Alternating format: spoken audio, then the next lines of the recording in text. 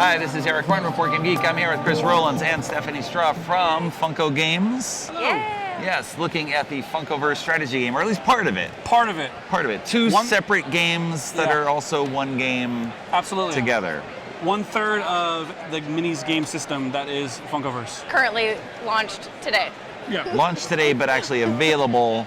It's going to be available October? everywhere in October. Yes. I think people can go right now to pre-order it from select websites. What's the Target, URL? Walmart, and GameStop. Right. And you can check out more at funko.com/Funkoverse. Pick your preferred retailers. Yeah. And There you then go. October will be available everywhere, including FLGS. Okay. We have some limited copies for sale here. Yeah. Okay. So this is one of the boards laid out. So each box comes with 2 or 4 figures. Yep. Comes with a board. Yep. Comes with scenarios, Uh-huh. with scenarios being the same in all games, but the boards are different. Yeah, so there's 4 scenarios in the entire mini system, and every box you buy will have one of each of the scenarios in it. So like flags, for example, in Diagon Alley is a scenario. You can also play flags in Gotham City, or flags in the Smith household, for example, or flags on the Florida beach, Florida boardwalk. So Okay. So how does the game work? What's the start? What's the goal? The goal obviously is going to vary depending on the scenario. Yeah. But maybe you can take us through an example. Absolutely. So the goal of the game is always the same, and it's to score points. Okay. The way you do that is different depending on the scenario. So in the game, there's always 3 ways to score points. You can move close to these point tokens here, and you can interact with them. So let's imagine Bellatrix goes over here. She can snag one of these point tokens. Well, let's go one that's on camera. She goes over here, snags one of those point tokens. That's going to be worth 1 point. You can also gain a point by knocking down your rivals. So because they're wizards, they have some range attacks. So Hermione, the leader of everyone, Hermione, can hit Bellatrix with a challenge, and if she hits her, she knocks her down. And then if she hits her again, or someone else hits Bellatrix while she's knocked down, she gets knocked out, and she moves over to the cooldown track. And when you move to the cooldown track, you're scoring a point as well when you're knocked out. And that's true in every scenario you play, all 4. Okay. But then each scenario has one unique way to score. And in flags, the goal is to get all the way across Diagon Alley to your rival's turf and stand next to their flag. Okay. If you can stand next to their flag at the end of the round, you teleport back to your starting location and you score 2 points. Okay. And so it's kind of like the second half of a capture the flag scenario. Other scenarios like territories might be like King of the Hill, where you have an area that you're trying to claim, you're trying to have the most figures in that area, so on and so forth. Okay.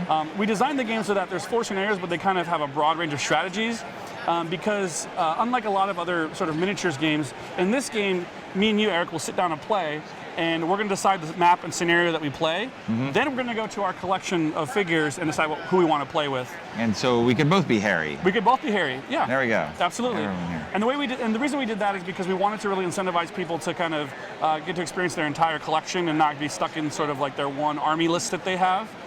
So different scenarios might call for different strategies, different characters. And that choice also influences what types of items you take. So for example, we have Ron here has been given a broom. In our game, all the figures have items that they can hold. So Ron is equipped with the broom. The broom is an ability that lets him move faster. But I could have also, if I wanted to, have equipped Voldemort with the broom if my opponent had a broom, and then they can give Voldemort the broom, and then Voldemort can have the ability to move faster. And so items are another customizable way for you to kind of tailor your strategy and tailor your team. So we got the scenarios, the map, we got the characters set up. What do we actually do on a turn? Characters have special actions and there's basic actions too. Yeah, on your turn, so you'll sort of take turns. If I'm going first, I can pick one of my characters to activate, and they get 2 actions. Every character has basic actions that they can take. One of those actions is a move. A move is moving 2 spaces. You can move orthogonally and diagonally like that. So if Voldemort's here, you can go boop, boop, right there towards Hermione and Harry and Ron to hopefully attack them. You can also challenge. So if they are a basic challenge, if they are adjacent again is orthogonally or diagonally. Okay. If they're adjacent, challenge 2 is a basic challenge. It means I get to roll 2 dice if I'm playing Voldemort. The successes are the starbursts for me as the challenger. If I am attacking Hermione, she is a 1, as indicated on her card in the shield. So you would roll 1 die. That is 1 success for me, and you would roll 1. So you do not defend. For you, successes are a shield. Okay. There's also a critical success, and that is worth 3 if I roll it. So if I rolled that, that would be worth 4. If you had rolled that alone, that would be a 3 for you. Okay. So, yeah, so you would not, if you did not successfully defend, yep, that's right, Hermione is knocked out. So that is a basic challenge. Another action that you can do is you can, if a character is knocked down, some of your allies can assist. So if one of your allies is adjacent to Hermione, again diagonally or orthogonally, yep, he can take 1 action to stand her up. And that's good because it only takes 1 action, but say Harry and Ron can't get to Hermione to stand her up, and you're afraid that Voldemort might knock her out, giving your rival a point on your turn, you can rally as another action. It takes 2 actions, so it's your whole turn, so it's not a very productive turn, but it prevents you from being knocked out and your rival getting a point. So the other action that you can do, which Chris alluded to earlier, is interact. It's kind of like pressing the X or the A button in a video game. It's like you're at a thing, you get to do a thing with that thing. So interacting will take the fragment off of the board, it goes on your cooldown track, it'll come back later in the game, and you get a point. All right, let me move up the cooldown tracks. That was off camera before. So each player has their own cooldown track. Right. You also have some other tokens, and those come into play because each character you choose has specific tokens on their character. Yeah, so in addition to the basic actions that Steph just covered that all characters can get, all characters have special abilities, and each character, all 16 characters across all 6 of the games, are completely unique. So in our game, the abilities have different symbols that are associated with them. When you want to do an ability, you're going to spend one of those tokens from your ability token pool. You're going to put it onto your cooldown track, but you're going to place it in the number that it shows there in the ability. So for example, if Hermione does an Accio, it's going to place a yellow token on the 2 of the cooldown track. If she would have done a Descendo, it would have placed that token on the 3.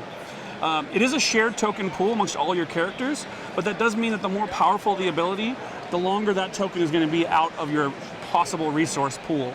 And everything in our game really revolves around the cooldown track. So in the same way that ability tokens go there, point tokens, when they're collected, they'll go to the cooldown track. Once they come off the cooldown track 4 turns later, then they come back into play. And characters, when they're knocked out, will go to the 1 of the cooldown track, and then they'll be coming back into play on the next turn. Also, there's some items that go on there, and in the future, there will be other ways to utilize the cooldown track in really neat ways. But just know that the cooldown track is kind of keeps the rhythm of the game, so that everything on there moves down once per turn. And the shared token pool is really cool because if you like the Accio ability and the Descendo, so you really want to use that ability a lot, then you can pair Hermione with other characters that have yellow tokens so that you can use that more often. She'll have more tokens to be able to spend on that particular action.